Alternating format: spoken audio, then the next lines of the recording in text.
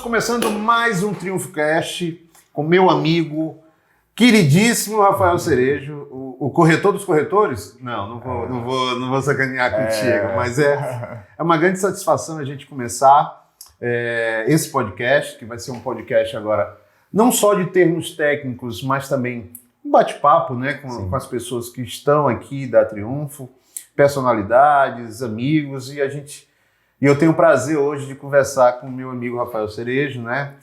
Rafael, muito prazer de você estar aqui hoje para a gente bater esse papinho. Isso aí, Radal. Muito obrigado pelo convite. É meu primeiro podcast, né? Mas, assim, eu e o Radal já se conhecia, já trocava ideias aí pela internet. E agora a gente está tendo a oportunidade de estar trabalhando junto, né? A gente está produzindo esse conteúdo aqui, que vai vir muita coisa boa ainda aí. E eu estou muito feliz por estar participando. Ah, que bom, que bom. Então, para começar, vamos falar um pouquinho do Rafael, né? O Rafael é ludovicense, que nem eu, né? Só que eu nasci no hospital público, ele nasceu no São Domingos. Explica um pouquinho aí sobre essa brincadeira nossa, mas fala um pouquinho de ti, da tua história, como tu começou, te formaste aonde, como foi a tua vida para chegar aqui hoje? Pronto, sou ludovicense, como o Radal falou, e a gente brincou ali fora falando, sou ludovicense e nasci no São Domingos, porque é uma brincadeira que eu puxo com minha irmã, de quem nasceu numa maternidade particular e quem nasceu na pública, né? Mas isso é uma zoação. Mas assim, sou ludovicense, tinha um avô que tinha um comércio de bairro, aquela famosa quitanda, né? E eu, quando criança, sempre estava dentro, né? Olhando e tal, ele negociando e tudo. Acordava cedo para pegar o pão do fornecedor para vender para a galera do bairro. Né? Qual era o bairro? No Coroado. No Coroado. Sempre estava ali envolvido, né? Eu criança só queria saber de estar pegando pirulito, bombom, essas coisas, né? E meu avô sempre foi um cara que, por proteção, disse assim, cara, meu filho, a área das vendas não é boa porque te dá muito prejuízo de gente que não paga, alguém que sai devendo, alguma coisa que some, né? Então eu percebia que, depois eu comecei a perceber que ele sempre falava isso mais por proteção. Tanto é que quando eu cresci, que eu disse assim, eu vou tocar o comércio. Ele disse assim, não vai fazer isso não, porque tu vai ter muita dor de cabeça, não sei o que e tal. Eu nunca entendi isso e tudo, né? Mas depois eu fui percebendo que era uma forma de proteção, né? Até porque o comércio dele era pequeno, então a gestão que ele tinha era aquela coisa mesmo de amizade entre vizinhos, né? E sempre sai do controle alguma coisa ou outra. E aí, eu sou formado em administração pela antiga Faculdade de São Luís, que hoje é Estácio Sá, né? Então, daí também vem um viés da venda, né? Porque até então, quando eu fui para a faculdade, eu não pensava ainda em ser corretor de imóveis, né? E aí eu sempre tive essa dúvida, né? E assim, estudei durante bastante tempo da minha adolescência até a fase mais adulta. Estudei no Instituto Farina, que é um colégio de freiras. Era perto ali do Coroado. Justamente, né? Ali praticamente toda a comunidade estudou ali, né? Teve a oportunidade e estudou ali. Um colégio muito bom, por sinal. Estudei no Instituto Farina, depois fui para o Colégio Batista.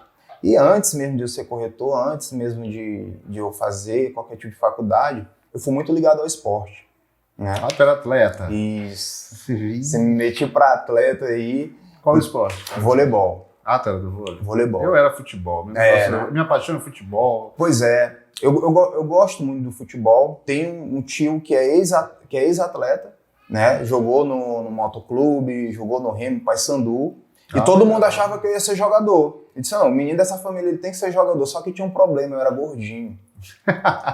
Cara, tipo assim, imagina... Eu não consigo te ver gordo, ninguém consegue, cara. Te ver gordo. Aí, de 11 para 12 anos, pensa numa bola, uma bolinha, cara.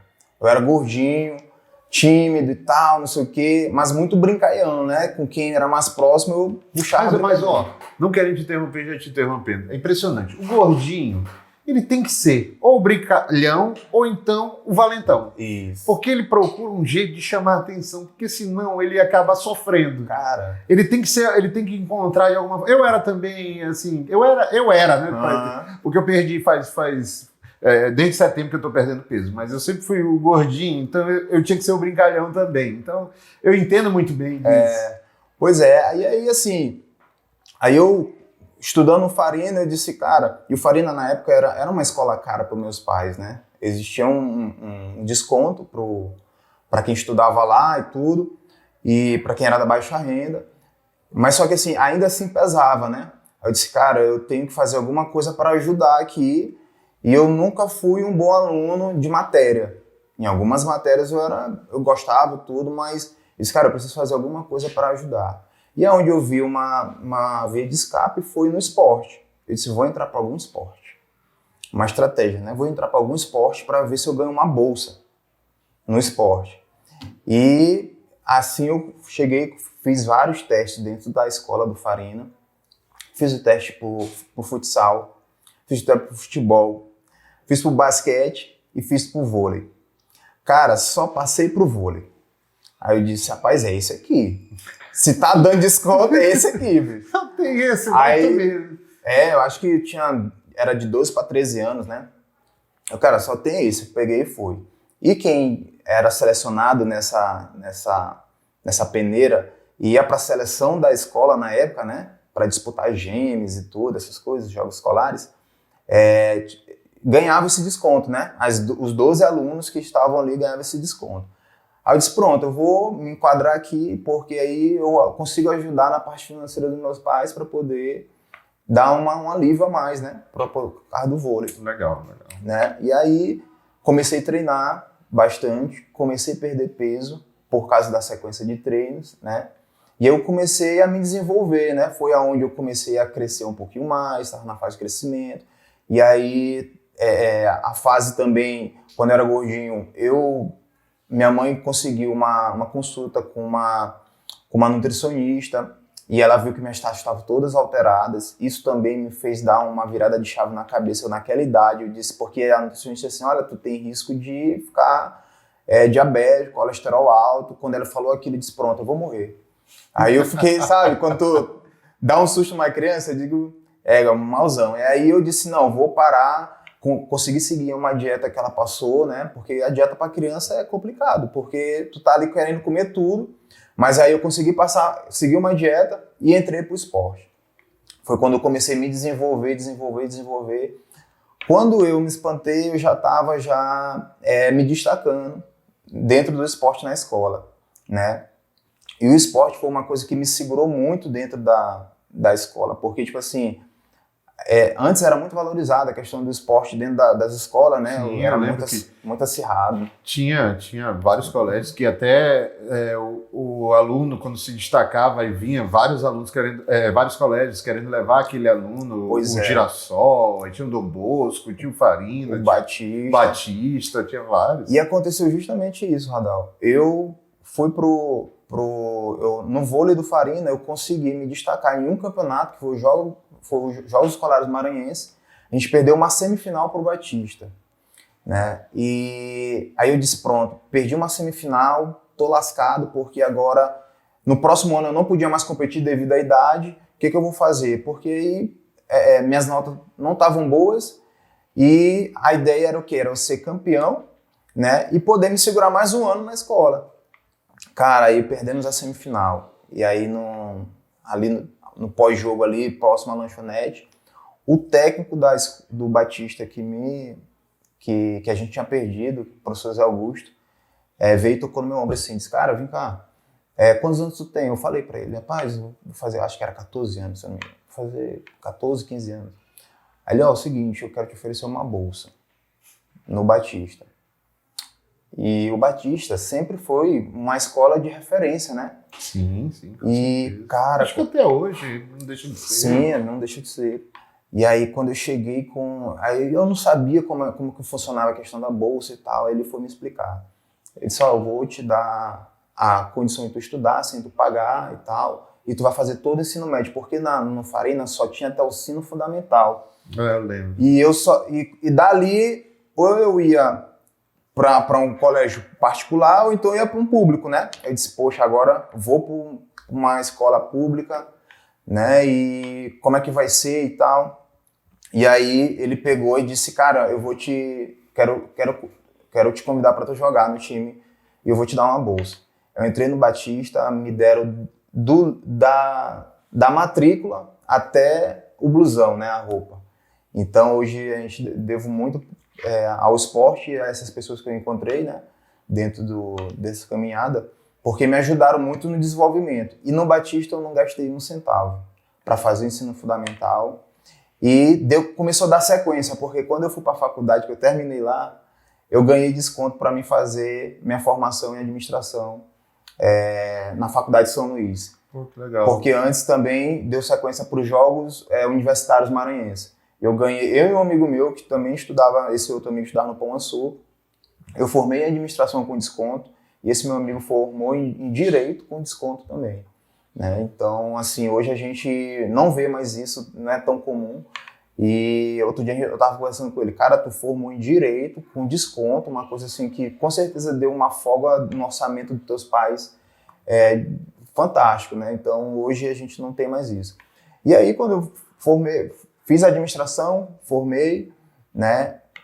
E aí foi quando eu comecei a pegar um pouquinho mais da base do que era gestão empresarial, vendas, esse tipo de coisa. Ali tu começou, tu foi para a faculdade, tu já trabalhava durante a faculdade? Como é que tu fazia? Pronto. Nessa época foi quando eu completei 18 anos e eu queria completar 18 anos, aquela história do adolescente completar 18 anos para ser independente, né? Queria completar 18 anos. Sim, essa impressão de que a independência, a gente pode fazer tudo. Aí a gente completa 18 anos, percebe que a gente tem muita responsabilidade. Justamente. A gente tem que trabalhar, tem que fazer várias coisas. Mas todo mundo passa por isso. Quando completa e que cai na realidade, parece que a vida tá bem grandão. Aquele meme, não sei se você já viu, que tem. É isso mesmo. Que o cara acha que tem atrás alguém assim, epa, calma, que vai vir a responsabilidade. Aí, cara, completei 18 anos e disse, cara, eu preciso arranjar meu primeiro emprego. Que eu não quero mais ficar dependendo dos meus pais e tal, quero sair, quero ser independente. Cara, aí eu consegui um emprego numa empresa chamada Uzi Minas. Ela prestava serviço para Alumar. Nossa, boa. Né? E como eu estagiava, já fazia faculdade, então eu consegui um emprego na área administrativa, né? Bom. Então, assim, só que a área administrativa era totalmente ligado à área operacional, né? Com todo mundo ali que eu fazia tipo um gráfico da evolução do serviço de cada equipe que tinha. Ah, legal. Tu fazia tipo uma análise, vamos dizer, de execução de alguma coisa. Justamente. Legal. Eu trabalhava mais ou menos ali nessa área. E lá também foi um ensinamento muito grande, porque eu ia na sala dos diretores até o baixo escalão, né? Eu acho que isso foi boa para a tua formação, porque acabou te trazendo esse relacionamento. Justamente. Que hoje, como corretor, você precisa muito. Saber tratar desde o cara da baixa renda até o de alta renda, aquele cara que é mais zangado, aquele cara que é mais maleável. Eu acho que trouxe isso, né? Trouxe. Eu lidava muito com gente, por exemplo, às vezes o cara passou o dia ali no sol quente trabalhando, e no final, um pouquinho antes dele bater o ponto, eu tinha que ir lá pedir números para ele. Imagina só, o cara chegava assim e me olhava assim, pô, tu quer números? E a idade? Novinho. Novinho daquele jeito, né? Aí também quando eu chegava na sala de um dos diretores e tal, e às vezes estava aquele clima chato, né, de reunião, às vezes estava um clima bom, mas nem sempre. A maioria das vezes estava um clima chato, né? Aí disse, poxa, esse chato de novo aqui, pedindo números para anotar a tabela e tal. Enfim, aí passei um ano lá trabalhando, né? E o contrato acabou, né, com a Alumar. E aí a gente todo mundo foi desligado da empresa. Então, assim, esse foi um ano que eu fiquei trabalhando, foi o meu primeiro emprego de carteira assinada, né? E aí eu e aí eu continuei depois que acabou, continuei estudando, finalizei a faculdade, né? Só que no meio disso, minha mãe chegou e disse assim, Rafael, olhou um anúncio no jornal sobre curso de corretores de imóveis, né? E aí ela pegou e disse assim, olha, Rafael, tem um curso de corretor de imóveis aqui no estado do Maranhão. Mãe é mãe, né? Mãe sempre Cara, acerta. sempre dava a luz, né? Uma salva de palmas pra tua mãe, né? E aí, cara, Rafael, tem esse... Eu disse, mãe, o que que... Eu disse, mãe, o que que faz no corretor de imóveis mesmo? Olha só, sério, pô. Cheguei... Ela disse, não, tu vê essas placas que estão aí, tudo nas casas para vender, tu vai negociar e tem uma comissão. Eu disse, mas não tem um dinheiro fixo? Não, não tem um dinheiro fixo. Eu digo, cara, E lá tinha um preço, né, do curso lá, se eu não me engano, era R$600. Que na época era muito, né? Na época era muito, mas infelizmente ainda é o mesmo valor. É uma coisa que a gente sempre fala que a peneira para entrar no curso de corretor de imóveis ainda é muito grande. Né? Todo mundo entra, todo mundo tem condições, porque a gente acha que quanto mais for exigir, mais bons profissionais vão ter, né? Então hoje ainda é praticamente o mesmo valor. Aí eu peguei e disse, não, eu vou lá, vou fazer minha matrícula, vou ver como é que é. Aí eu disse, mãe, e aí, você acha que eu posso ir lá? Não, vá lá, ver como é que é e tal. Ainda tinha um dinheirinho sobrando da rescisão do outro emprego, né? Eu disse, rapaz, eu vou lá, a aula era só nos sábados, parece que era 4 sábados no mês. Né? E aí eu peguei e dei andamento, né? Eu lembro dessa época, que eu até também olhei nessa época, que virou uma febre. Não foi nessa época que foi uma febre, assim, todo mundo queria ser. Justamente. E eu lembro que era os finais de semana, né? Era bem... Hoje ainda é assim ou mudou? Não, hoje a diferença é que tem dia de semanas, né? Eles fizeram uma grade maior, até pela quantidade, a procura é muito grande. Mas dura todos os sábados, né? E aí eu cheguei lá, eu caí de paraquedas, pô, na profissão, como a maioria das pessoas também, né? Não fazia ideia de como começar, qual o ponto de partida, né? A gente sempre diz que a corretagem é muita prática, né? Porque o que você aprende aqui na rua. Verdade. Rafa, eu digo muito isso. A minha profissão hoje também é muito assim, né? Não deu certo em nada, vai ser trabalhar com rede social, com marketing digital. Não deu certo em nada, vai ser corretor. Né? Tem sempre essa mística aí, esse mito, que na verdade a gente sabe que nada vai substituir o campo de batalha. Se você não tiver no dia a dia, se você não se empenhar, como eu tenho visto que tudo na tua vida foi muito baseado no teu empenho, né, cara? Desde o colégio, eu assim, felizmente eu não precisei passar por isso, mas infelizmente não tive essa escola cedo. E eu acho que está faltando mais isso. Tu sempre trabalhou sob pressão. Eu tenho que ser bem bom no esporte, porque senão eu não estudo. Né? E aquilo e não deixa de ser uma pressão muito grande de uma criança. Porque por mais que tu tivesse 14, 15, é uma criança, né? É uma pessoa que tem formação. E eu acho que isso tu traz muito para o teu serviço hoje, né? Tu traz muito para o teu trabalho. E essa coisa de que o campo de batalha que forma, o cara pode ser bom que for, mas nada vai substituir isso hoje, né? E uma coisa que o esporte trouxe muito foi questão de disciplina, cara. Disciplina, porque eu era muito disciplinado. E o esporte ajudou muito, até o comportamento dentro da escola, depois que eu comecei a ter que cumprir horário, ter que comer de forma certa, né? Correta. E dormir na hora certa também, né? Então isso foi me trazendo muita disciplina, porque as pessoas, os técnicos que eu tive durante esse período, porque teve uma fase também que aí eu comecei a ser convocado para a seleção maranhense de vôlei. E aí o bicho começou a pegar, porque tipo assim, pô, tu tá com a bandeira do teu estado ali representando, aí a gente fez várias viagens, fui vice-campeão. É uma pressão.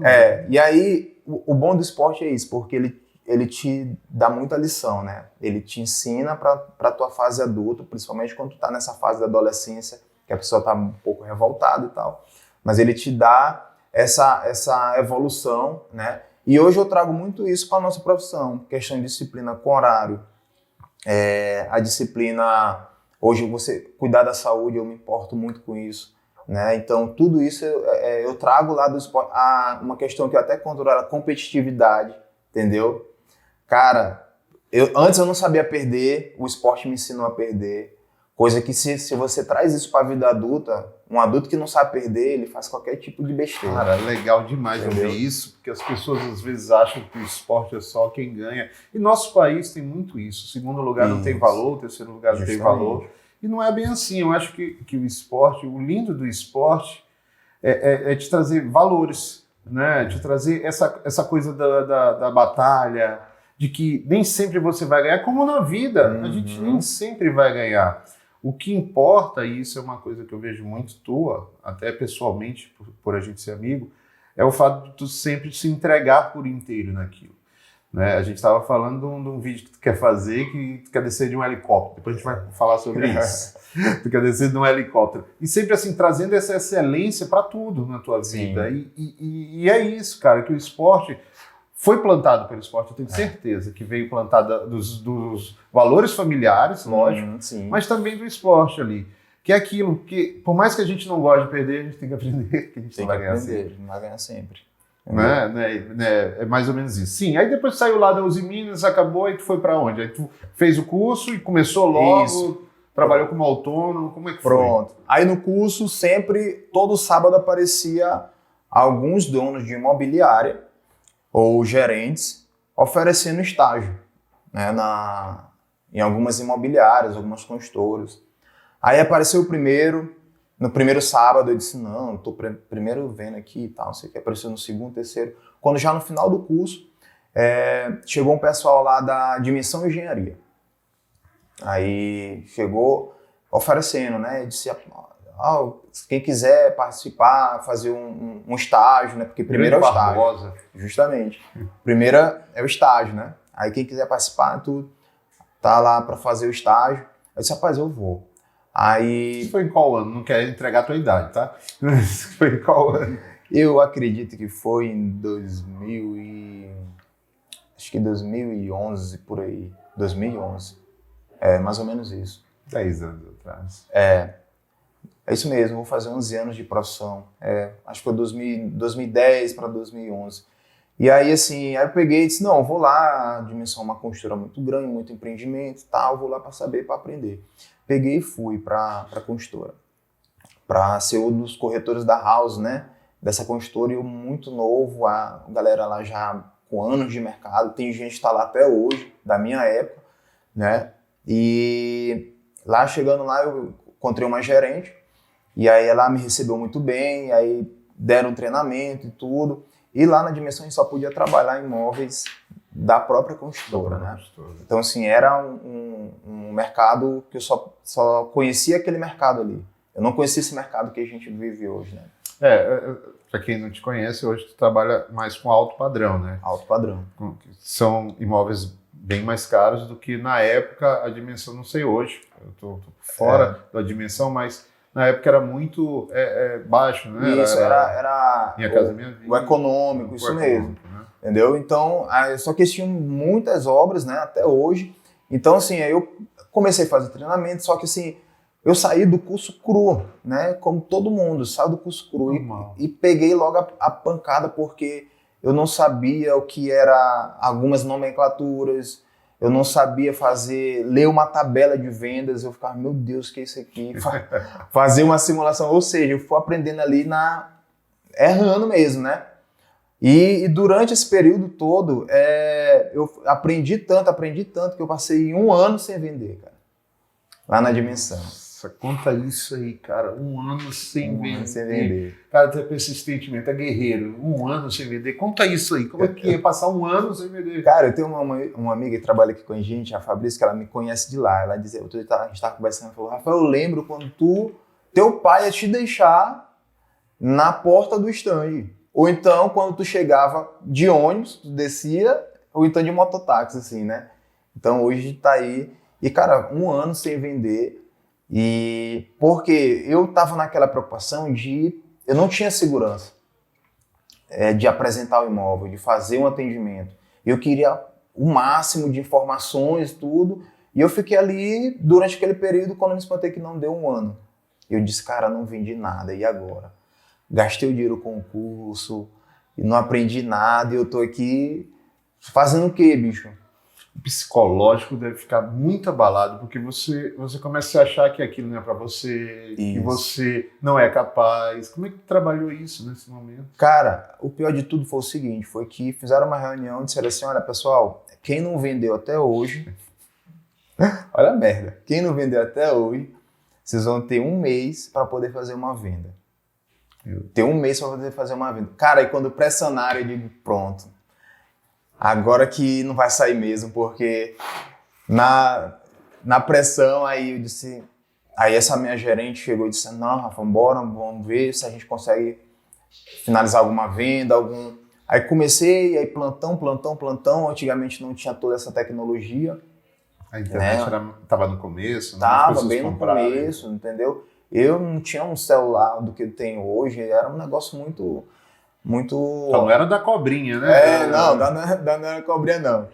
Não é tão antigo, não. Mas assim, eu disse, cara, comecei nessa pressão de estar tendo que vender durante um ano, durante esse mês, né, que eles deram.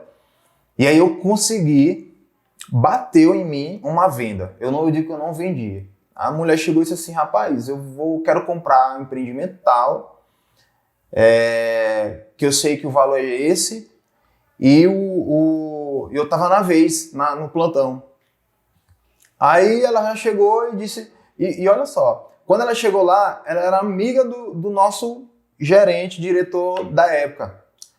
Ou seja, aí ele vendeu por mim e perguntou, quem é a vez aqui? Do Rafael. Eu disse, beleza. Aí entrou a venda. Eu não sabia nada, eu me lembro até hoje, a única coisa que eu fazia, ele mandava eu pegar o contrato impresso na impressora. Ele, Rafael, pega ali rapidinho o contrato, traz aqui na mesa. Eu só trazer aqui, olha aqui o grampeador. Tá. Cara, foi a venda mais rápida da tua vida. Traz o grampeador. Pronto, a venda é tua. Parabéns. Cara, parabéns. A mulher assinou lá e tal, não sei o que, vendi. Só que eles não consideraram essa venda para eu ficar. Olha a merda. Porque, tipo assim, pelo histórico, né? E hoje eu até entendo. Antes eu saí puto, desanimado, né? E hoje eu até entendo. Aí eles não consideraram essa venda para eu ficar, porque, tipo assim, pela quantidade de tempo, né? Se eu tivesse entrado em 5 meses, eu tivesse feito essa venda, beleza, mas não, eu tava 1 ano. Né? E disse, Rafael, tu tinha que fazer pelo menos 3 vendas aqui para poder salvar a tua pele. E veio uma ordem da direção mesmo, dizer assim, olha, eles tinham um grupo de corretores muito grande, era muito grande mesmo, eles queriam enxugar. Então, assim, quem não vendeu durante esse período vai ter que sair. E aí, eu fui um dos que saí. Aí, cara, quando eu saí de lá, fui pra praia. Disse, tô triste e tal, fui pra praia com os amigos e tal. Passei um tempo, assim, uns 15 dias. E demorou muito, deu, acho que em torno de 45 dias, meu telefone tocou. Rafael, tal, sou eu, era a gerente que eu tinha lá, da equipe que eu estava participando, me ligando, cara, é o seguinte, eu quero te convidar para ir para uma imobiliária. Eu disse, não, mas tu acha mesmo? Pô, eu fui um fracasso com o que tu tá querendo comigo, sabe? Tipo assim, eu acho que tu errou, Rafael, olha. Eu só queria que não vendeu durante 1 ano. Eu acho que tu errou o número, não é um outro 9, 8 aí. Sério que tá falando comigo? Não, cara, vamos, porque lá vai ser diferente, tal, não sei o quê. A imobiliária é muito boa e tudo. A Triunfo tá começando. Foi a Triunfo. Foi a Triunfo. Tu já ouviu falar, né, da Triunfo? Eu disse, já. Aí disse, pois vamos lá pra ver, tem vários produtos e tal. Aí eu disse, cara, eu vou pensar. Eu disse, olha só. Meu Deus do céu, né? É aquele negócio quando Deus diz assim, tá aqui, meu filho, um presente. Calma aí. Calma, Deus. Aí, pô, eu disse, cara, eu vou pensar. Aí eu fiquei o final de semana pensando, aí deu na segunda, eu liguei pra ela. Olha, eu vou lá. Que horas é? Não, aparece lá 10 horas. Tá bom. Aí peguei e vim. A Triunfo era aqui no Royal Center, uma sala, para quem não sabe, o Royal Center é um centro comercial bem aqui próximo à Rodoria Irizal, uma sala, eu acho que de 23 metros, né? E aí cheguei lá, a Daniele Reis estava me aguardando, e Aí eu entrei, né, e tal, olhei assim, de cara, o que eu tô fazendo aqui de novo, bicho? Que merda é essa? Será que eu ainda não aprendi? Porque assim, quando eu cheguei na Triunfo, o mercado todo, a Triunfo sempre vendeu tudo, né? E o mercado todo aberto, eu disse, cara, eu vou ter que aprender isso aqui tudo de novo, porque tinha muito produto. Ao mesmo tempo foi um desespero, ao mesmo tempo eu disse assim, pô, mais massa, é mais uma oportunidade para mim, ó. Então eu vou ficar aqui. Aí conversei com eles, depois chegou o Francis Telmo, conheci ele. Conheci o Francis Telmo só de passar, né? Ele passava e tal. Eu disse, cara, esse gordinho aí é danado, né, cara? Para quem não conhece o Francis Telmo, depois segue aí nas redes sociais. Ele é o cara que a gente olha assim, é o cara mais... ele é único, né? Eu conheci ele, quando eu conheci ele, eu achei assim uma pessoa única. E aí eu disse... Aí ele chegou lá na imobiliária, na Triunfo, onde era a sede antes. E aí a gente começou a fazer vários treinamentos, né? Só que, assim, no começo, eu ainda estava um pouco perdido, porque eu ainda não tinha um nicho, que é algo fundamental para essa profissão, né? É verdade. Eu não sei. É uma coisa que eu não sei. Já está entregando o ouro. Então quer dizer que uma das dicas que tu dá para quem quer ser corretor, se dá bem na corretagem, chama corretagem, né? Corretagem. Isso mesmo. Se dá bem na corretagem escolha o seu nicho. Isso. Você tem que ser especialista em alguma coisa, né? Não adianta você querer vender tudo, porque você sempre vai fazer o mais ou menos. Quando você é especialista naquilo, você sempre vai entregar 100%. É igual um médico. O médico é especialista no coração, ele vai ser 100% cardiologista, né? Ele não vai estar vendo outras coisas para você. É igual um advogado que tem sua área. Então, assim, o fato de você conseguir saber seu nicho, ele faz com que você ganhe mais tempo, até porque você vai estudar apenas aquilo, né? Faz com que você tenha propriedade do que você está falando, né? Passa mais segurança para o cliente. E na época que eu entrei na Triunfo, a Triunfo vendendo tudo, eu disse, cara, eu tenho que ter alguma estratégia para poder ver por qual caminho eu vou, né? Como eu tinha saído da dimensão e lá era um produto econômico, eu disse, não, eu vou focar no produto econômico das outras consultoras, que era semelhante. Eu comecei a estudar um pouquinho mais, e aí, sobre as outras consultoras, né? Eu consegui fazer algumas vendas ainda de produtos econômicos, né? A história do padrão é muito mais recente. Então aí eu consegui fazer algumas vendas ainda do padrão econômico. Foi aí que eu comecei a engatilhar no mercado imobiliário mesmo, dentro da Triunfo Imóveis. Que legal, que história legal. Então tu começaste ali, como foi a primeira venda que tu fez na Triunfo? Porque tu vinha ali meio destruído, né? Sim. Tinha feito a venda que não foi venda, lá na dimensão. Essa aí não contou. Não contou. E chegou ali num local novo, já não sentindo tanta firmeza, mas mesmo assim foi para frente. E fez a primeira venda. Como foi? Deve ter sido assim. Cara, a primeira venda, uma das primeiras, assim, a primeira exata eu não lembro, mas uma das primeiras foi o seguinte. Teve um lançamento de um produto econômico aqui próximo ao Turu, e aí eu disse, cara, eu vou focar aqui nesse produto porque tá muito barato, os apartamentos, né? Os produtos estavam muito baratos. Aí eu disse, cara, eu vou ver com o que eu faço. E aí, o que eu fiz? Eu fui para panfletar. Fiz uns adesivos, peguei a panfletozinho e comecei a distribuir o panfleto. Eu simplesmente distribuía. Dentro dessa distribuição, me ligou um cara. Disse, cara, como é que é aqui para eu comprar esse apartamento e tal? Eu disse, olha, para comprar esse apartamento, você vai dar um sinal de tantas mensagens de tanto, de X e tal, o valor do apartamento é isso.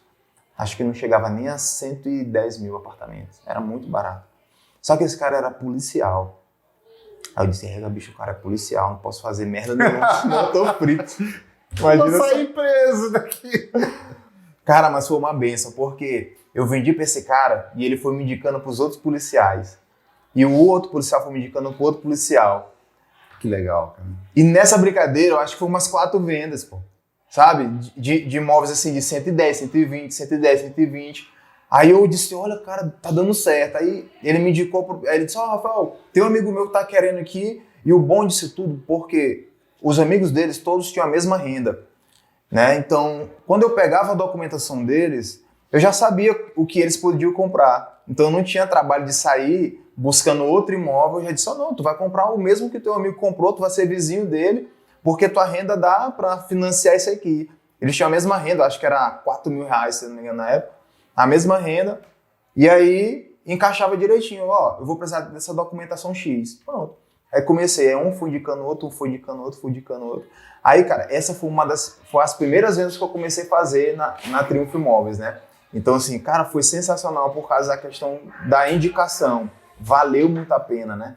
Tipo, eu poder atender um cara que é militar e ele indicar as pessoas que são da mesma classe, da mesma renda que ele também, isso aí foi... E é aquele negócio, assim, cara, eu sou cristão, você sabe, né? Mas as pessoas podem não saber, você também é cristão. E, cara, a gente vê muito isso, essa coisa de não desistir, né? É bíblico isso, assim, não tô aqui, esse não é o tema do podcast, mas não dá para não falar das coisas a gente acredita, né? Daquilo que a gente vive. E a gente vê muito a história, assim, da própria Bíblia fala muito sobre isso, de não desistir, né? Às vezes a gente desiste muito fácil das coisas que acontecem. Quantas vezes sabe, um pouco da minha história, eu trabalhava, eu era empresário, tinha várias lojas, e troquei tudo pelo marketing digital, foi amor, a primeira, mas assim, foi difícil, teve dias de choro, dias, sabe, eu aposto que teve dias assim que o cara não sabe o que faz, era para um lado, para o outro, eu achei, e agora? Né? Mas aí eu nunca desisti, tive pessoas maravilhosas, mas acima de tudo Deus, e assim, a gente persistir naquilo, seguir naquilo que a gente acredita, porque ninguém vai viver os nossos sonhos, né, Rafa? Cara, mãe ama, tu falou agora há pouco do teu avô, que às vezes a gente acredita que o pai e a mãe, às vezes, não acredita no meu sonho, não é isso, é porque ele te ama tanto que ele não quer te ver sofrer. Justamente. O teu avô te amava tanto e não queria te ver sofrer, porque ele sabe o sofrimento. Então é uma forma de proteção que às vezes é até injusta, né, dos pais. Então eu acho que a pessoa tem que viver o seu sonho, eu acho que tu viveu o teu sonho naquele momento, disse, cara, eu não vou desistir, eu acho que passou muitas vezes, mas tu seguiu, tu foi. E eu aposto que nesse momento que começa a dar certo, tu pensa assim, cara, o que é isso? O que tá dando certo, né? Virou a chave, acho que agora eu comecei, o primeiro dia do resto da minha vida, né? Como dizem, né? O primeiro dia do resto da minha vida. Eu acho que é uma sensação excelente de, assim, pô, eu cheguei onde eu queria, comecei, né? Dei o primeiro passo, né? E eu acho que foi essa sensação, né? Isso, e assim, quando eu cheguei na Triunfo, que eu comecei a desenrolar essas vendas, né? Aí eu comecei a perceber, assim, um mercado totalmente diferente, né? Eu disse, cara, o ambiente é totalmente diferente da onde eu estava. Tipo assim, e uma coisa que eu já conversei com o Daniel e Francistel, um dia eles me perguntaram, Rafael, qual era a diferença? Esse casal é precioso, casal é precioso. Eles me perguntaram, Rafael, me diz uma palavra assim que diferencia da época que tu iniciou, que tu ficou 1 ano sem vender pro que tu tava hoje. Eu disse, cara, uma coisa assim, ambiente. Né? Você tá aqui dentro da Triunfo, Radal, você percebe, o nosso ambiente é diferente. E isso envolve muita coisa porque faz diferença na sua execução com o cliente, na hora de você vender. Faz diferença em várias áreas, né? Eu digo muito isso, assim, da Triunfo. O Francistel, eu vou abrir aqui, acho que só eu e o Francistel sabe dessa história. Um dia à noite, quando a gente começou a trabalhar junto, um dia à noite, à tarde, ele me mandou um áudio. Adal, vem cá, por que tu insistiu tanto de a gente fazer parceria? Tu me disse que tu não insiste em cliente, tem aquele cara que não vai atrás de cliente. Por que tu me procurou? Aí eu falei para ele, isso tu acabaste de falar. Eu vim aqui num dia e a gente veio para uma reunião rápida, eu estava cheio de compromisso, mas a gente passou 3 horas conversando aqui e eu senti um clima muito bom, né? Lógico, aqui é uma empresa, existe estresse como qualquer outro lugar, mas eu senti um clima tão bom, uma coisa tão envolvente, né? Que isso é contagiante e isso leva a gente a dar passos a mais. É um propósito, você sente que aqui não é feito apenas por dinheiro, que é muito comum nessa área. Muito comum. Nessa área de imobiliária, corretores, né? Existe espero que esteja mudando mais, mas o próprio corretor ele era muito depreciado, né?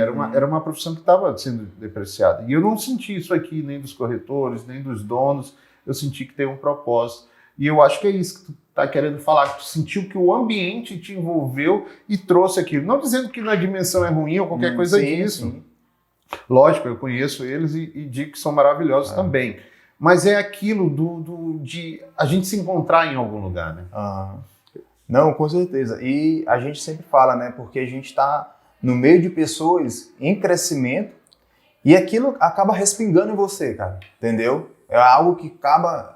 Não tem como. Se você estiver andando com as pessoas certas, cara, provavelmente vai dar certo, né? Então aqui na Triunfo a gente sempre teve esse apoio de equipe, o apoio de amigos, de família, né, que torcem para você realmente crescer, né? Independente se você está dentro da Triunfo ou não, mas torcem para que esse momento possa acontecer, né? Então isso é muito interessante, faz muita diferença, cara.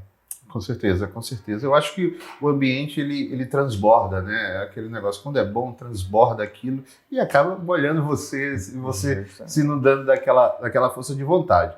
Sim, aí depois vendeu esses 4, começou a fazer uma venda aqui. E quando foi que tu entrou no alto padrão, que, para quem não sabe, hoje o Rafa é uma referência em alto padrão, aqui em São Luís, eu acho que até nacional, porque agora tu tá em São Paulo e tu vai contar já pra gente essa história de São Paulo aí. Tá todo mundo já perguntando pra mim assim, vem cá, Rafa saiu da Triunfo, tá morando em São Paulo, tu vai explicar daqui a pouquinho. Isso. Mas conta aí, como é que foi essa transição que tu foi pra alto padrão? Pronto, aí logo após que eu consegui deslanchar com essas vendas, comecei a fazer muito treinamento para eu entender os produtos que nós tínhamos de valores maiores. Um dos principais foram os jardins, né? Na época a Cirela estava aqui, então ela tinha muito produto e eu comecei a treinar bastante esses produtos, né? Para poder, porque já eram produtos com um ticket maior, acima de 300 mil, né? Então a Cirela tinha apartamentos de 300 até, acho que 280 até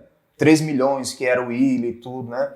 Então, assim, eu disse, cara, tem um mar de produto aqui, fora as outras construtoras também, que eu precisava estudar. E eu comecei a pegar aqueles books, levava para casa e começava a folhear. Eu disse, cara, eu preciso entender, porque nomenclaturas diferentes, o padrão, né, do produto define muito. Assistir, por exemplo, num produto econômico você não tem um pé direito.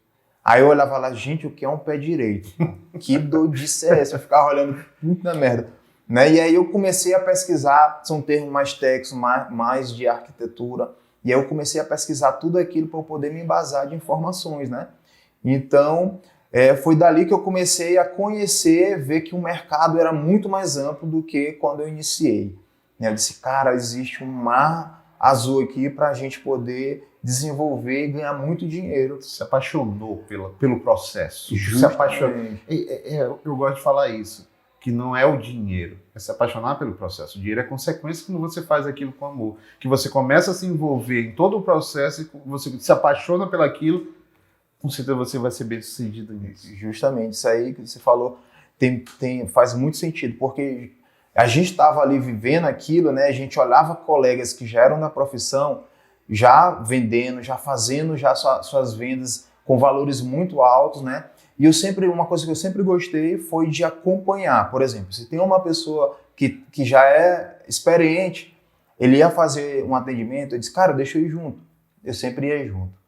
Porque eu ficava do lado, ouvindo, entendendo, eu ficava, tá, quer dizer que é assim. Aí eu comecei a ir, né? Porque na prática, como eu falei, sempre, em todas as áreas, em todos os tipos de padrão, tanto do econômico até o alto, cara, se você tá ali na prática, olhando, vivenciando, escutando, vendo como as pessoas, até a forma de andar, a forma de atender, descer do carro, eu ficava olhando todos os detalhes para poder, eu disse assim, na hora que eu tiver, eu vou fazer desse jeito. E um dos caras que eu sempre andava, que eu colei na época, foi o Francistelmo. Cara, quando ele saía para atender, eu disse, cara, eu vou contigo. Quando não, ele me chegava assim, bora comigo, porque a gente sempre fala que é bom ir para um atendimento com 2. Porque às vezes um tá recebendo o cliente, o outro tá abrindo a janela do imóvel para o vento sair, né, e tal. Tu era o cara da janela. Eu era o cara da janela. Eu abria a janela e voltava lá pro meu cantinho, ficava ouvindo. cara, isso era muito massa, porque eu sempre, essa é uma estratégia que até hoje a gente faz. Vai atender, chama mais um, vai com outro, porque às vezes precisa buscar uma chave, tem alguém ali, às vezes precisa de algum socorro, tem alguém ali, até pro amigo que tá do lado, às vezes ele ouve uma coisa que tu não ouve, o cliente está conversando, ele ouve uma coisa que tu não ouve, e isso faz muito sentido. Sem contar que é aquele negócio, águia anda com águia, né? Tipo assim, você... isso, você... diga com quem andas que eu te direi quem é. Isso quer dizer que você precisa andar com pessoas que sempre... Eu digo muito, eu gosto de andar... Por que eu ando contigo? Porque eu quero chegar um dia a ser alguém assim bem-sucedido. Porque não é que a gente é interesseiro, mas não deixa de ser. Sim. Porque se eu ando com pessoas, eu ando com poucas pessoas hoje na minha vida. Sou amigo de todos, mas ando com poucos. Porque eu ando do lado de pessoas que eu admiro e que eu quero chegar lá. Então eu ando do lado para entender como ele trabalha. Porque eu quero ser igual, não por inveja, Sim. mas por admiração. E eu sinto muito isso. Tive com o Francisco, nessa admiração. E andar do lado ali te trouxe um pouco de conhecimento, tu aprendeu. Né? Hoje é referência muito isso, né? Justamente. E até porque nessa profissão a gente sempre fala que a gente aprende todos os dias. Cara, Ardal, até hoje, eu fui para São Paulo agora, cara, eu aprendi coisas que eu disse, cara, se eu não tivesse vindo, eu ia perder isso aqui, cara. Porque, assim, às vezes a gente acha que a gente sabe tudo, né? A gente fica assim, não vou mais para esse evento porque eu já sei tudo. Cara, às vezes uma palavra que o cara disse lá transforma a tua vida, transforma o teu processo dentro da tua empresa, né? Então, isso aconteceu muito lá no início porque, tipo assim, era tudo muito novo para mim. E aí eu comecei a me apaixonar, né? Eu disse, cara, olha isso aqui, eu quero viver isso aqui. Eu me lembro que a gente ficava nos plantões, principalmente da Cereira, até 9 horas da noite, vendo o processo de assinatura de contrato de alguns clientes, né? Como era a negociação, como era o manejo com os clientes de receber, saber a hora que o cliente queria um cafezinho, que quebrar aquele gelo. Então, tudo isso foi um aprendizado, foi um laboratório mesmo para mim, né? Para eu poder entrar de vez, para chegar e fazer minha primeira venda sozinho, assim, de dizer assim, agora eu estou entrando no médio, no alto padrão. Porque primeiro, quando eu saí do econômico, eu tive que vir para o médio, né? Existe uma escala. Vim para o médio, para depois ir para o alto padrão, né? E o médio foi mais ou menos aí, né? Onde a gente trabalhava em imóveis mais ou menos nessa faixa de 200 a 500 mil, 600 mil na época, né? Então tem essa fase também. Foi pulando gradativo, né? Até chegar nesse de alto que, vamos dizer, é 1 milhão para cima hoje? A gente pode dizer que é mais ou menos 1 milhão para cima. Qual foi o teu primeiro imóvel de alto padrão que tu vendeu? Como foi a sensação? Encontrei. Cara, o primeiro imóvel de alto padrão foi um apartamento que eu vendi para uma médica. Essa história é legal, porque, cara, eu mostrei 27 casas de condomínio para ela. Eu ando na insistência. Cara, 27 casas de condomínio para ela e o marido. E ela não queria casa em condomínio. Ela olhou as 27, ela era muito exigente. Aqui na Triunfo a gente tinha uma estratégia de, tipo assim, pegou o cliente, vamos mostrar tudo para deixar ele sem saída, né? Porque se ele olhar com outro corretor, ele vai dizer, eu já olhei isso ali com o Rafael. E aí ela disse, não, eu queria casa e tal. Ela, como a maioria dos clientes, não, eu gosto de casa, fui criado em casa, eu quero casa. Tá bom, vamos olhar. Saiu olhando aqui tudo. Olho d'Água, Marandrasa, Rua do Arerizal. Aí para eu não me perder, e ela também ela já estava bem confusa, eu parei e comecei a listar quantas casas. Quando eu olhei a lista, eu disse, meu Deus, 27 casas. Aí cheguei e mostrei para a Cris, cara, eu mostrei 27 casas. E agora, cara, não gostou de nenhuma. Disse, rapaz, aí a Cris falou assim, Rafael, faz o seguinte, fala com a sua mulher, insiste para a gente olhar um apartamento. Qualquer um apartamento, vamos selecionar. Ver se ela tem interesse em visitar algum apartamento. Eu disse, tá bom. Eu disse, doutora, vamos ver um apartamento, quem sabe vocês gostam, não sei o quê. Aí eu selecionei 3 apartamentos para ela. Aí fui no primeiro, não gostou.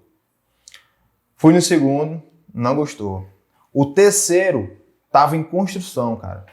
Na obra, sim, eu lembro que a gente passou por dentro do tapume, subiu as escadas, a mulher toda de salto. Aí eu disse, olha, isso aqui vai entregar tal dia e tal. e acabamento é muito bom. E já tinha um apartamento que já estava no acabamento como modelo, né? Cara, quando ela entrou lá, que ela olhou, que ela disse assim, que ela olhou a planta e tal, viu que tinha 4 suítes e tudo. Aí disse, pá, Rafael, é esse. Eu disse, cara, eu não acredito, bicho. Ela realmente é muito exigente, né? A gente se fala até hoje. Mas assim, aí ela falou, cara, Rafael, esse aqui é o apartamento. Vou ficar com ele. Vamos segunda-feira, era um sábado, vamos segunda-feira na construtora para poder negociar.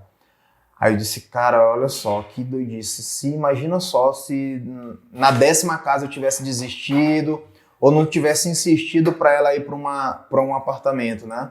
E aí peguei e fui para a construtora na segunda para a gente assinar contrato e tal. Ela tá morando lá até hoje. Mora lá até hoje e, tipo assim, foi uma das primeiras clientes, as primeiras vezes de alto padrão, me lembro, foi o apartamento, acho que saiu por 790 mil, mais ou menos, né? Na época era muito dinheiro, que vale hoje a quase 2 milhões. Né? Justamente. Assim. Na época era muito dinheiro e estava em obra, né? Tava em obra, planta, né? Na planta praticamente, né? Ele estava iniciando acabamento. Então, um imóvel de 790 mil, localizado ali no Calhau, e aí hoje lá mora lá até hoje. Me indica clientes até hoje. Porque ela disse, o Rafael é muito paciente, ele me aguentou aí durante um período enorme. Cara, e Rafael, e assim, hoje você está bem posicionado em alto padrão e eu vejo que tu usa muito a mídia digital, né, tuas redes sociais, faz uns vídeos muito legais, que é até brincadeira de muitos, né, até eu brinco às vezes contigo, mas eu gosto muito daquilo. Como é que surgiu essa ideia de usar as redes sociais assim, para vender imóveis de alto padrão? Porque eu aposto que tem... Porque eu lembro que tu foste o primeiro a fazer isso, né? Mais assim, eu não sei se tem outros, mas que eu vi foi você, né? E eu vejo que tu fez muito bem aquilo e virou uma referência e eu sei, porque estou aqui dentro, que tu vende bem, até através das tuas redes sociais. Como assim surgiu essa ideia? Não, vou nas redes sociais, porque ninguém fazia. E hoje deve ter muita gente perguntando como é que faz. Cara, Radal, o meu primeiro vídeo foi há mais ou menos 5 anos atrás. Tá até no meu canal do YouTube, é o primeiro vídeo lá embaixo, aparece lá. Foi no edifício Litoranha Beach, né? E foi um vídeo com insistência muito do Francis Telmo. Ele chegou e disse assim, cara, bora fazer um vídeo. Ele disse, cara, pelo amor de Deus, negócio de vídeo, bicho. Não, deixa isso de mão, vamos ficar do jeito que a gente tá aqui. E eu demorei para gravar esse vídeo. A gente chegou lá 10h30. A gente saiu 13h30 da tarde. Cara, imagina só. Se tivesse naquela época um make-off... Paz, a gente não almoçou. Tipo assim, ele só saiu de lá, ele só me largou de mão depois que eu finalizei todas as falas do vídeo. Né? E foi um vídeo feito mesmo assim, só uma... Na época não era iPhone, era uma câmera, um celularzinho mesmo, fazendo só um pan. E aí saiu o vídeo, o primeiro vídeo do Litoranha Beach, né? E eu morrendo de vergonha, eu disse, cara, tu não vai botar isso no ar, pelo amor de Deus. Aí hoje eu disse, cara, graças a Deus que tem esse vídeo, porque as pessoas vão saber que eu não venho com essa questão do vídeo de hoje, né? Que às vezes todo mundo acha, agora todo mundo tá querendo fazer vídeo, mas não. Já existe uma história. E o Francis Telmo foi o primeiro a se arriscar também, né? A questão dos vídeos. Tem vídeo dele no YouTube há muitos anos atrás, né? E dos jardins, da época que tinha decorado, ele fazia tudo isso, né? E ele sempre falava, olha, vai chegar uma época que a gente vai vender só nos vídeos. Eu disse, cara, esse cara tá doido. Eu disse, não, vai chegar uma época que a gente vai vender só nos vídeos. Aí eu disse, tá bom. E aí assim, Radal, a questão hoje atual dos vídeos é o seguinte, a gente percebeu, lógico, com o avanço da tecnologia, várias ferramentas tecnológicas, né, vindo para cá, então a gente se espelhou muito no mercado americano, né, porque assim, infelizmente, ainda hoje, os corretores de imóveis é visto como uma profissão um pouco desvalorizada, né? E a gente teve esse cuidado de mudar essa percepção do profissional do corretor de imóveis, né? Hoje o corretor de imóveis, eu tenho certeza que a imagem dele está melhor do que antes, né? Com certeza, sem dúvida. Está melhor do que antes. E a gente começou a fazer isso mostrando mais benefícios de como a gente pode vender o imóvel através da tecnologia, que é através dos vídeos, né, através hoje de uma reunião online ou então uma live, alguma coisa do tipo. E assim, muitos corretores de fora, de São Paulo, do Rio, também se espelharam em corretores americanos, porque nos Estados Unidos existe a corretagem, ela é uma das principais profissões do país. Você tem ideia, tem corretor nos Estados Unidos que tem a cadeira reservada nos jogos da NBA, sabia disso? Então assim... Nossa, e é caro, viu? E é caro. Então assim, o mercado lá, o real estate, né, que eles chamam, eles são muito bem valorizados. E por que não isso no Brasil? Então isso foi uma ideia que veio dos corretores de São Paulo, do Sul, Sudeste, né, Centro-Oeste, que também se espelharam. E a forma como eles apresentam lá os imóveis, tipo assim, o corretor, ele não bota uma placa de vende-se, ele bota sua foto. Né? Eu lembro que eu olhava muito isso nos Estados Unidos e aqui não, era vende-se. E depois mudou, né? Mudou muito mais, mudou muito. Ultimamente a gente vê mais o próprio corretor. Justamente. É mais o que o corretor fala do imóvel, né? Se o corretor, não, a pessoa hoje tem um prazer de ter, não, eu tenho o meu corretor de imóveis, né? Justo. Antigamente não. O cara tinha uns 10, ele ia vendo qual que, sabe? Hoje não, criou-se essa confiança. Isso é legal na profissão, né? Até porque tira muita gente que está ali e não tem um zelo pelaquilo, né? E é muito comum hoje, acho que em todas as profissões, acho que não poderia ser diferente aqui no corretores de imóveis, né? Isso. E aí eu te pergunto, para a gente finalizar também, porque a gente já está há um tempo, né? E o papo quando é bom assim, passa rápido. Vão ter outros, tá? Já vou te dizer, isso é só o primeiro. Queria que tu contasse algum caso assim, se tem algum caso engraçado que tu queria falar, alguma coisa que tu gostaria de comentar. Já teve, sim, vários casos engraçados, né? Imagino que eu escuto cada um aqui nos bastidores. A gente escuta umas coisas engraçadas. Algo que tu possa contar antes de tudo, né? Pronto. Ó, essa do primeiro vídeo foi muito engraçado, porque realmente o vídeo até é engraçado, no final apareço com óculos escuros, assim, parecendo um cantor de funk no final do vídeo, assim. Coisa nada a ver, entendeu? Aí Cristiano, não, deixa lá, que isso aí um dia vai servir, cara, deixa. E tá lá, o vídeo rolando tá lá, né?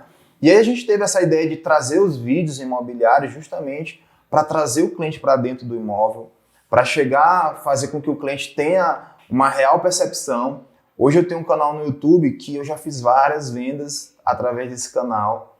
Teve uma que é engraçada, que foi a primeira venda do canal do YouTube. Eu tinha feito um vídeo básico num apartamento na Península, apartamento de 2,5 milhões. E eu estava num domingo deitado, o telefone toca. Rafael, eu tô olhando aqui um apartamento e eu queria saber se ele está disponível mesmo, tal, se está à venda.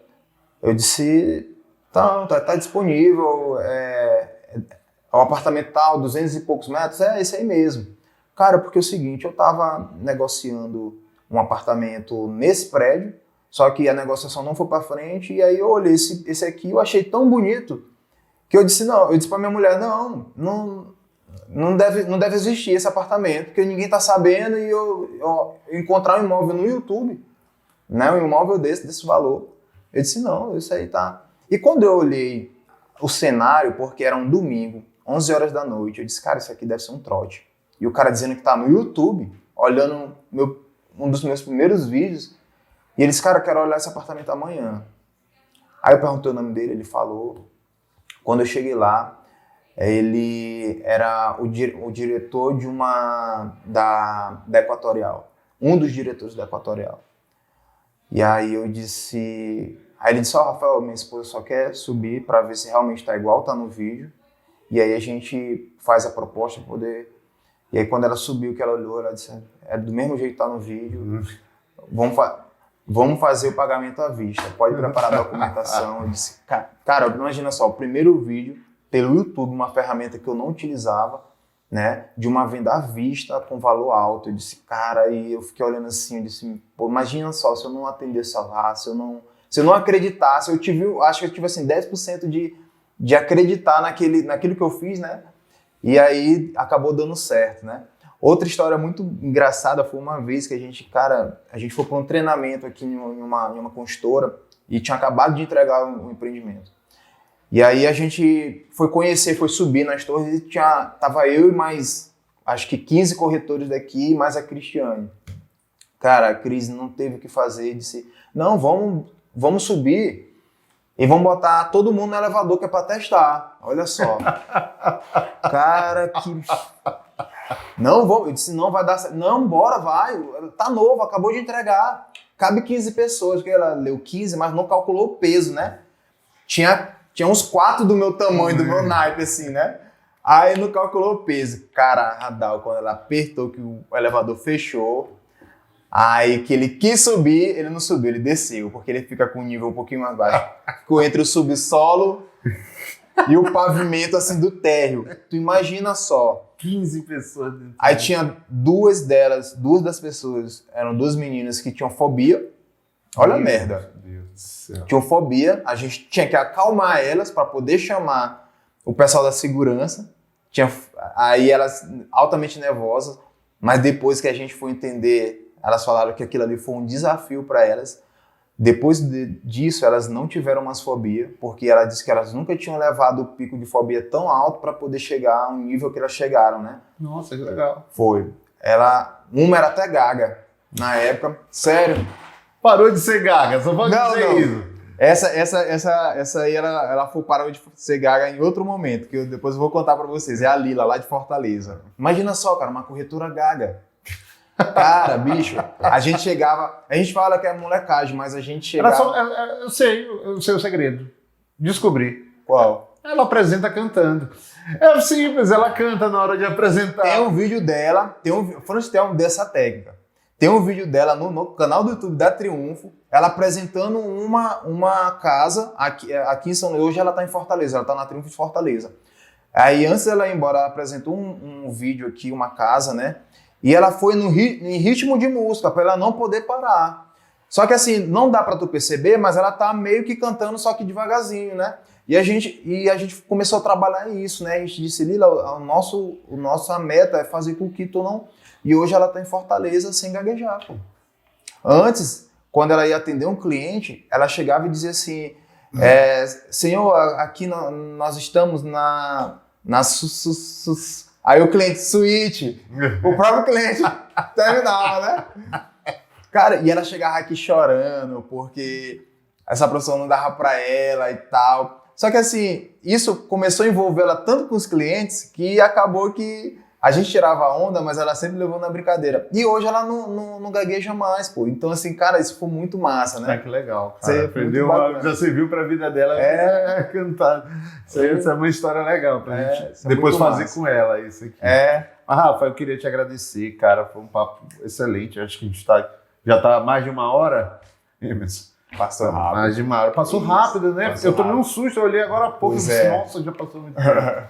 Mas a gente ia até mais. Mas, cara, quero te agradecer. Acho que foi muito legal a gente fazer esse podcast como o primeiro aqui de entrevistas, né? Já teve um onde a gente foi em termos mais técnicos. Mas é só o primeiro. Eu espero que tenha outros aí e que a gente siga. E queria que você deixasse uma mensagem aí para as pessoas, para os corretores, para os clientes, sei lá. Fica à vontade. A casa é sua. Pronto. Cara, mais uma vez agradecer, né, pelo convite. É sempre bom a gente estar falando um pouquinho da nossa vida, né? Fazendo com que as pessoas possam conhecer quem é cada profissional, quem é cada pessoa, principalmente, né? O ideal é a gente saber quem é o Rafael Cerejo, né? Porque, como a gente sempre fala, eu não sou um personagem, eu sou o Rafael Cerejo, e quando as pessoas sabem com quem eles estão lidando, isso facilita muito, né? Principalmente nas vendas. As pessoas se identificam com o ser humano, né? Hoje o negócio está muito mais humanizado, então a gente faz questão realmente de botar a cara, de saber quem é cada um, né? E uma mensagem que eu posso deixar, principalmente para os corretores, é que as pessoas que estão iniciando agora, galera, tem que treinar, tem que investir realmente. Todo ano eu separo uma quantia, que é só para investir em capacitação, né? Porque o mercado está mudando muito. A gente teve um cenário totalmente atípico agora, né? E 2022 promete vir um cenário totalmente diferente, a gente não sabe. mas assim, eu já tenho na minha cabeça o que eu vou fazer, quais cursos que eu vou precisar tá participando para eu poder realmente segurar todo essa avalanche que está vindo aí, né? Um cenário de 2022 com Copa do Mundo, eleição. Então assim, para quem trabalha com vendas, é só distração, né? Esse tipo de coisa, porque a gente precisa realmente cumprir algumas metas. Então assim, para os corretores é sempre estar mantendo esse foco, tem que ser específico em alguma área, tem que estar nichado e, cara, crescimento sempre, né? E pro restante pessoal, é desejar aí um bom final de ano, né? As festas aí já estão começando. E um Feliz Natal e Feliz Ano Novo para todo mundo. Boa. Então eu queria agradecer a todo mundo que chegou até aqui, o final, né? Nesse tempo aí, nesse bate-papo. Espero que tenha sido bom para vocês também. E a gente volta semana que vem, vai ter mais um. Vamos ver o convidado, eu não sei quem vai ser, mas a gente vai ver. Ver se traz o Francistelmo, a Dani. Isso aí. Eu acho que eles vão estar aqui semana que vem, então a gente chama. Então, tchau. Vamos! Até mais.